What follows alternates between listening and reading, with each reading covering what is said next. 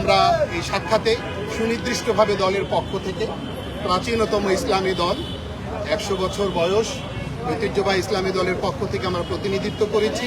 সুনির্দিষ্ট কিছু প্রস্তাবনা সেখানে দিয়েছি যে আইন শৃঙ্খলা পরিস্থিতি স্বাভাবিক করা এবং অর্থনীতির চাকা, ব্যবসা বাণিজ্য, গার্মেন্ট শিল্প, কলকারখানা এগুলো চালু রাখা।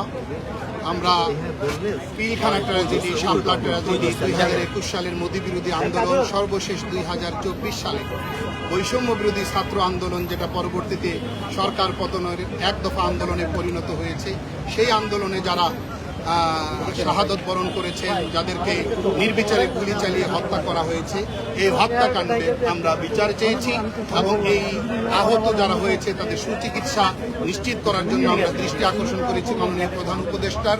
এবং এই গণহত্যার সাথে যারা জড়িত, যারা যারা যুক্ত, তাদের সকলকে দ্রুততম সময়ের মধ্যে আমরা বিচারের আওতায় আনবার জন্য মাননীয় প্রধান উপদেষ্টার দৃষ্টি আকর্ষণ করেছি। নির্বাচনের বিষয়টি আমরা সেই জায়গায় বলেছি যে প্রয়োজনীয় সংস্কারটুকু শেষ করে কতদিনের মধ্যে আপনারা পারবেন জাতির কাছে আপনাদের একটা টার্গেট যদি আপনারা উপস্থাপন করেন, তাহলে জাতি, দেশবাসী আশ্বস্ত হবে।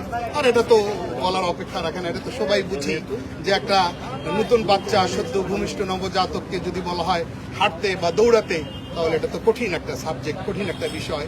এই জন্য যতটুকু সময় দরকার সংস্কারের কাজগুলি সম্পন্ন করতে, ততটুকু সময় নিয়ে তারা দ্রুততম সময়ের মধ্যে একটা কাঙ্ক্ষিত নির্বাচন, সর্বমহলে গ্রহণযোগ্য নির্বাচন, ফ্রি অ্যান্ড ফেয়ার নির্বাচন তারা উপহার দেবে এবং সকল দলের সমান সুযোগ, লেভেল প্লেইং ফিল্ড নিশ্চিত করবে, এটা আমরা আশা করছি। কত সময় দিতে চান?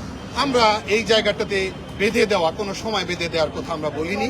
আমরা ওই জায়গাটাতে ওই যৌক্তিক একটা সময় আমরা নিতে বলেছি। ওনারা কি বলেছেন আপনাদেরকে? আশ্বস্ত করেছেন এবং স্পষ্ট বলেছেন মাননীয় প্রধান উপদেষ্টা যে আমরা যত দ্রুত সম্ভব আমাদের কাজগুলো গুছিয়ে একটা নির্বাচন উপহার দিয়ে নতুন সরকারের কাছে ক্ষমতা হস্তান্তর করে আমরা বিদায় নিতে পারলেই বাঁচি। আমাদের তো এরকম কোন উচ্চাভিলাষ নেই। দেশের নিরাপত্তার ব্যাপারে আমরা কথা বলেছি যে আমরা 150 কোটি মানুষের পেটের ভিতরে আমরা একটা 18-19 কোটি মানুষের বসবাস বাংলাদেশ। আমাদের নিরাপত্তার বিষয়টা আমাদেরকে অগ্রাধিকার ভিত্তিতে দেখতে হবে। আমাদের যত যুব সমাজ আছে রাষ্ট্রের, এই সকল যুব সমাজকে সামরিক প্রশিক্ষণ দিয়ে যে কোনো বিপদের সময়ে, কঠিন সময়ের জন্য প্রস্তুত রাখার জন্য আমরা চিন্তা ভাবনা করার প্রস্তাব দিয়েছি। রোডম্যাপ কখন দিবে বলেছেন? রোডম্যাপ দিবেন কখন বলেছেন? না, এরকম চাই নাই। আমরা বলছি সাধারণ যুবক যারা আছে রাষ্ট্রে সবাইকে সামরিক প্রশিক্ষণ দিয়ে রাখবে। নির্বাচন কমিশন পুনর্গঠন তো চেয়েছি। হ্যাঁ, আমরা বাংলাদেশ খেলাফত আন্দোলনের পক্ষ থেকে দুটো প্রস্তাব দিয়েছি।